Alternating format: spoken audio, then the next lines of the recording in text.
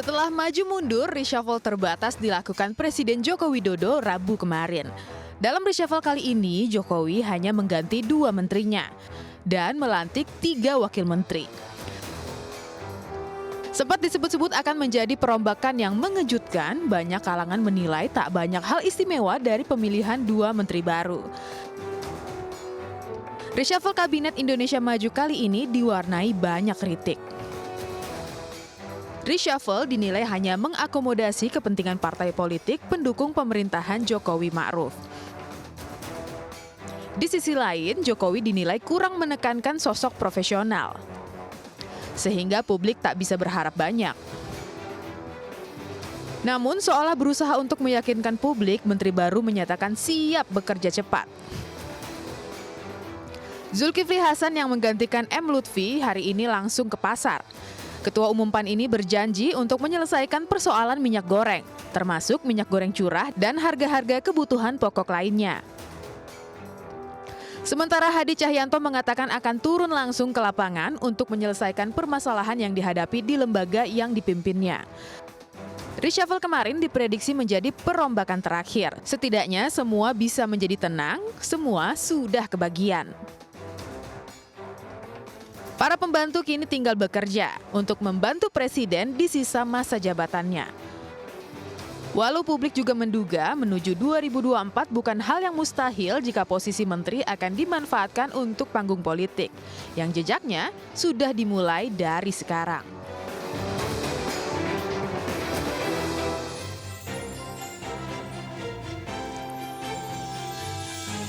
Ya, pemirsa, banyak pihak yang menyebutkan tidak ada yang istimewa sebenarnya dari reshuffle kemarin, selain untuk mengakomodir kepentingan partai politik pendukung pemerintah. Masuknya Zulkifli Hasan sebagai menteri juga menambah jumlah ketua umum partai yang masuk di jajaran kabinet, yang memang sangat mungkin untuk menggunakan posisi menteri sebagai panggung politik menuju ke tahun 2024. Bersama saya Rizka Endah, pemirsa Anda menyaksikan MNC News Prime.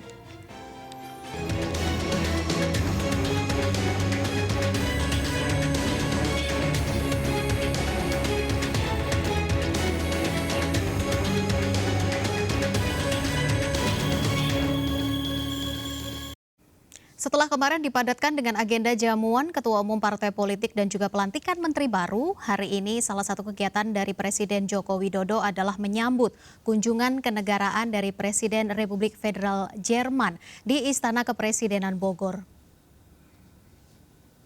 Kunjungan ini dalam rangka peringatan 70 tahun hubungan diplomatik Indonesia-Jerman yang terbentuk sejak tahun 1952. Suasana akrab pun mengiringi pertemuan kedua pemimpin negara ini. Tampak pemirsa Presiden Joko Widodo dan juga Presiden Steinmeier saling berbincang dan juga tertawa. Selain perbincangan yang santai, acara ini dilanjutkan dengan penanaman pohon bersama.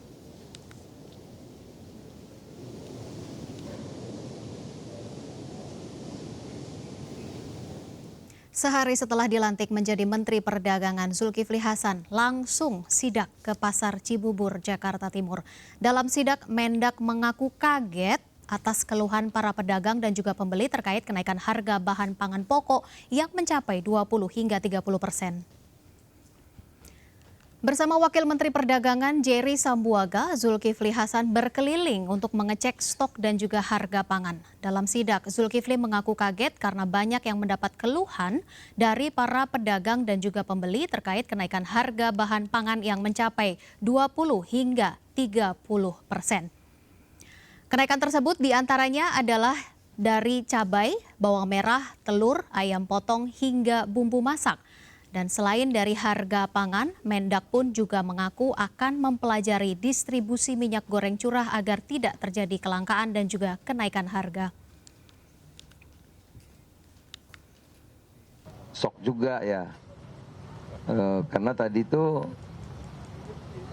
pembelinya ngeluh, ya, yang dagang juga ngeluh gitu. Cabai saja naiknya hampir berapa itu ya, hampir 20-30%. Ya, bawang merah juga naiknya hampir 20%. Telur kemarin sempat 26.000, sekarang rata-rata 29.000 per kilonya. Jadi masalah utama kita tuh kita ini ada ketergantungan impor pangan, tergantung. Nah itu, jadi nanti kita akan diskusikan bareng-bareng. Sementara itu pemirsa, Menteri Agraria dan Tata Ruang Kepala Badan Pertanahan Nasional Hadi Cahyanto di hari pertama memilih untuk berkunjung ke Mabes Polri. Dalam kunjungannya pemirsa, Hadi disambut hangat oleh Kapolri Jenderal Polisi Listio Sigit Prabowo.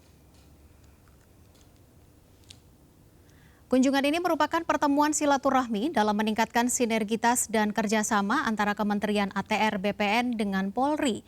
Hadi menyampaikan bahwa sinergitas antara Kementerian ATR BPN dan Polri yang selama ini telah terjalin harus selalu ditingkatkan. Kapolri pun menyambut baik kunjungan dari Hadi Cahyanto di kantornya untuk hari ini. Direktur Eksekutif Indonesia Presidential Studies Visipol UGM Nyarwi Ahmad menilai pemirsa reshuffle kabinet yang dilakukan oleh Presiden Joko Widodo merupakan upaya untuk mengakomodasi kepentingan partai politik pendukung pemerintah. Presiden juga dinilai ingin memperkuat para menteri yang selama ini dekat dengan dirinya. Nyarwi mengatakan selain Ketua Umum PAN Zulkifli Hasan, 3 orang wamen yang dilantik oleh Presiden Joko Widodo juga merupakan bagian dari representasi partai politik pendukung pemerintah. Sementara itu Hadi Cahyanto yang memiliki latar belakang militer dinilai akan memberikan perspektif lain dalam posisi geopolitik Indonesia. Ya pemirsa, reshuffle kabinet yang sempat beberapa kali tertunda sejak akhir 2021 akhirnya berakhir anti klimaks. Desakan untuk mengganti dan juga menggeser sejumlah nama menteri dikabarkan mendapat penolakan keras dari sejumlah partai koalisi. Sehingga hanya 2 saja yang diganti dan itu pun dinilai untuk mengakomodir PAN yang sudah menunggu lama setelah gabung di jajaran partai pendukung pemerintah. Sudah hadir bersama kami malam hari ini di studio ada Bang Ray Rangkuti, Direktur Lingkar Madani. Selamat malam Bang Ray.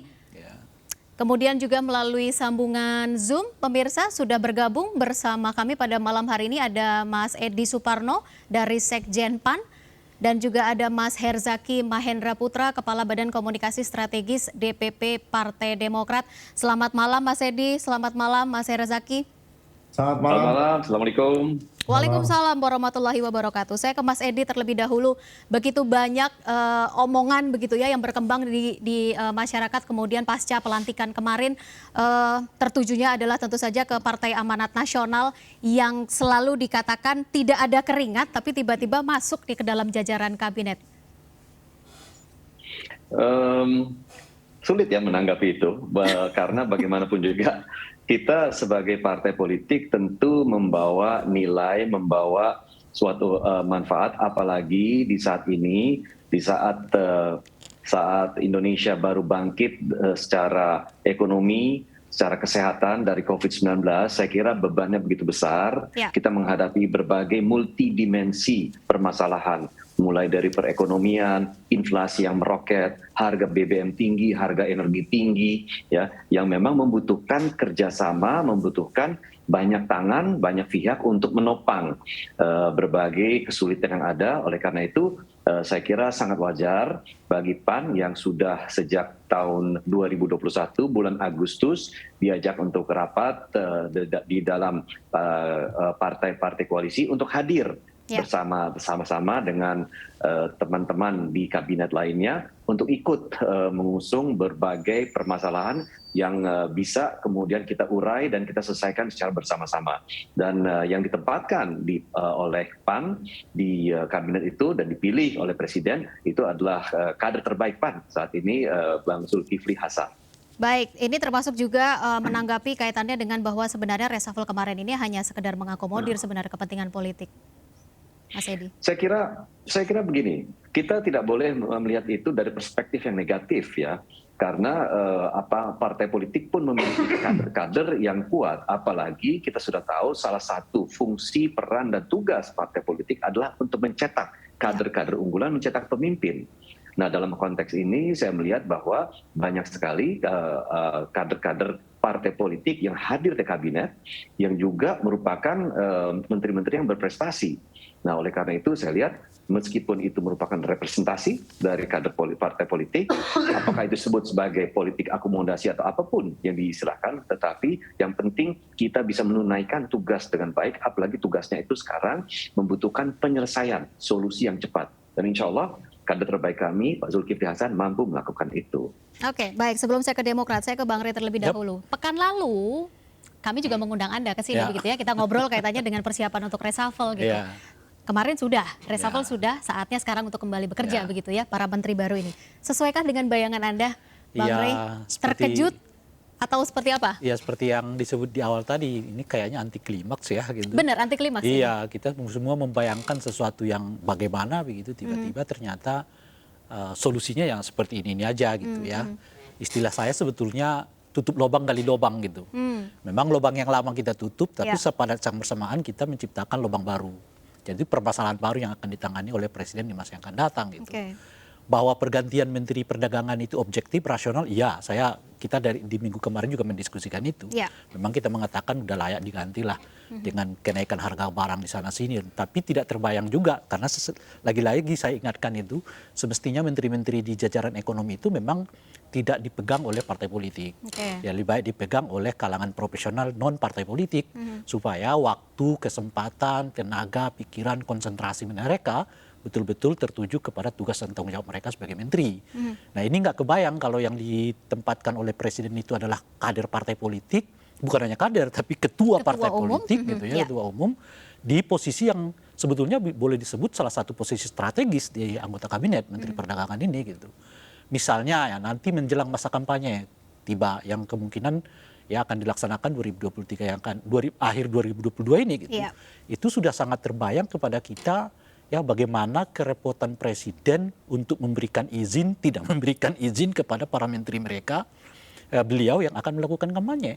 Dan ketua umum jelas akan mengambil porsi untuk ikut terlibat dalam kampanye. Aneh sekali kalau kemudian ketua umum tiba-tiba mengatakan absen dulu kampanye, misalnya begitu ya. Nah apalagi nanti ada salah satu anggota dari kabinet Pak Jokowi ini yang mencalonkan sebagai calon presiden. Nah oleh karena itu kalau tadi disebutkan misalnya ini kali mungkin akan menjadi reshuffle terakhir, justru dengan komposisi yang seperti ini saya punya keyakinan bahkan mungkin ini bukan yang terakhir.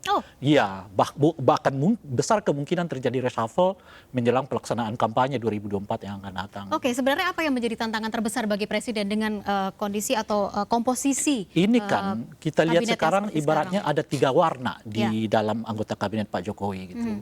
3 warna itu mewakili 3 komposisi katakanlah itu koalisi gitu.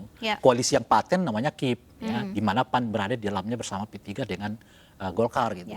Koalisi kedua yang sekarang dibayang-bayangkan orang antara PDI dengan Gerindra gitu. Tapi juga ada di sana Nasdem ya kan dan PKB yang sama sekali belum menyatakan koalisi dengan siapapun gitu.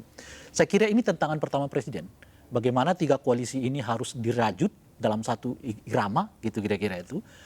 Itu tantangannya nggak terasa sekarang, tapi akan terasa kalau kemudian mereka taruhlah misalnya koalisi-koalisi ini ternyata beda calon presiden pula, gitu ya kan? Jadi setiap koalisi milih calon presidennya masing-masing gitu. Itu makin akan kelihatan ketegangan politiknya. Nah yang kedua, karena setiap partai politik ini membawa menterinya masing-masing, boleh disebut struktur anggota kabinet kita sekarang ini 60% minimal itu adalah dikuasai oleh partai politik yang pasti akan sibuk nanti menjelang kampanye pilpres. Kan tidak mungkin bayangan saya tiba-tiba PAN akan mengatakan kader kami di Golkar nggak ikut kampanye gitu ya. Nasdem mengatakan kader kami 3 yang nggak ikut kampanye total. Saya rasa tidak. Karena jelas ketika mereka masuk ke dalam anggota kabinet, mereka ini menjadi magnet besar partai politik dibandingkan dengan kader biasa gitu. Dibandingkan dengan kader yang misalnya adalah anggota biasa di DPR, magnetnya hanya di dapil gitu ya. Tapi anggota DPR yang menjadi anggota kabinet, salah satu keuntungannya adalah mereka bisa dijadikan sebagai magnet politik untuk mendulang suara pada Pilpres 2024 yang akan datang. Dan oleh karena itu ada kemungkinan besar juga presiden harus ngatur jadwal ini mereka, kampanye mereka gitu. Jadi akan kita lihat nanti keruitannya di dalam pelaksanaan tahapan pilpres itu.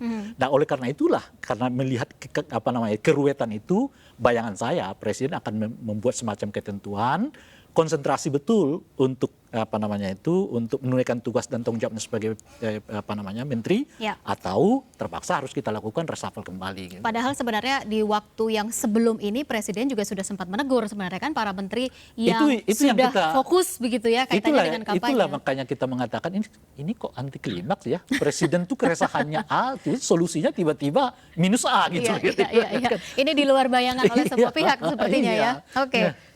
Saya coba ke Mas Herzaki. Mas Herzaki, apakah memang dari pandangan Demokrat sendiri reshuffle sudah terjadi begitu? Tapi apakah memang ini juga menjawab begitu sebenarnya segala persoalan sebenarnya yang dihadapkan di publik? Ya, kalau dari kami melihatnya seperti ini, gitu, Mbak. Ya, Bapak Presiden berulang kali sudah menyampaikan bahwa tidak ada visi misi menteri, yang ada hanya visi misi presiden. Dengan demikian, yang kami lihat juga masalah utamanya ini sebenarnya bukan sekedar sosok gitu yang menjadi anggota kabinet. Tapi yang paling penting bagaimana kinerja antar anggota kabinet ini bisa sama-sama fokus, bisa sinergis dan memiliki kebersamaan gitu dalam menyelesaikan permasalahan bangsa ini. Gitu. Ini yang kami melihat justru menjadi masalah yang sangat krusial. Ya. Bukan bergerak sendiri, karena kan tidak ada yang namanya Superman, Mbak. Yang ada kan adalah super team yang seperti disampaikan berulang kali oleh Ketua Umum kami, Mas AHY. Begitu juga dengan masalah saat ini. Terbesar isunya adalah masalah ekonomi. Menteri Perdagangan memang menjadi salah satu titik krusial. Tetapi lagi-lagi, jika katakanlah dukungan dari kementerian yang lain, dari pihak-pihak lain di dalam kabinet yang tidak ditegaskan oleh Bapak Presiden Joko Widodo, ya kita mengganti 1000 kali pun tidak akan ada gunanya gitu sebenarnya. Jadi yang dibutuhkan sebenarnya adalah bagaimana anggota baru ini kan ada 2 ya Mbak ya menteri. Bagi kami sih tidak menyoroti dari partai mana atau posisi mana gitu. Tetapi yang paling penting bagaimana semua ini bisa bergerak bersama ya dalam gendang irama yang sama sesuai maunya Bapak Presiden gitu.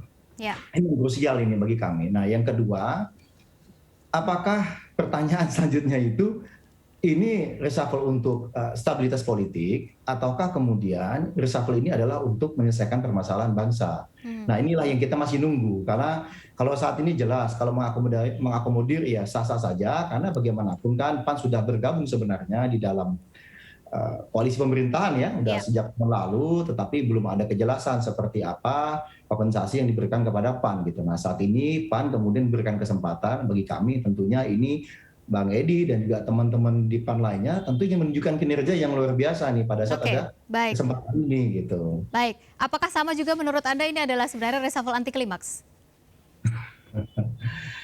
Ya sebenarnya memang kalau kita lihat kan perubahannya tidak terlalu signifikan gitu Pak. Ini hanya 2 kementerian, kemudian banyak pihak yang menyampaikan perlu ada penambahan-penambahan reshuffle di titik-titik lainnya. Tapi bagaimanapun kan bagi kami, lagi-lagi Mbak, namanya orang ini belum mulai bekerja. Ya, kita tunggu kinerjanya, kita awasi sama-sama, nanti kita kritisi kalau ternyata memang tidak sesuai dengan harapan gitu. Nah ini yang kita tunggu gitu loh. Oke, baik. Kita akan tunggu nanti hasilnya kan seperti apa ya. Karena ini masih hari pertama sebenarnya. Pak Zulhas juga baru terjun ke lapangan untuk melihat kondisi lapangan sebenarnya yang ternyata bikin kaget gitu ya. Kemudian juga Pak Hadi Cahyanto juga baru hari pertama begitu ya untuk menjalankan tugasnya sebagai menteri. Kita akan lanjutkan kembali perbincangan ini Mas Edi, Mas Herzaki dan juga Bang Rey. Dan pemirsa Anda tetaplah bersama kami di MNC News Prime. Kami kembali sesaat lagi.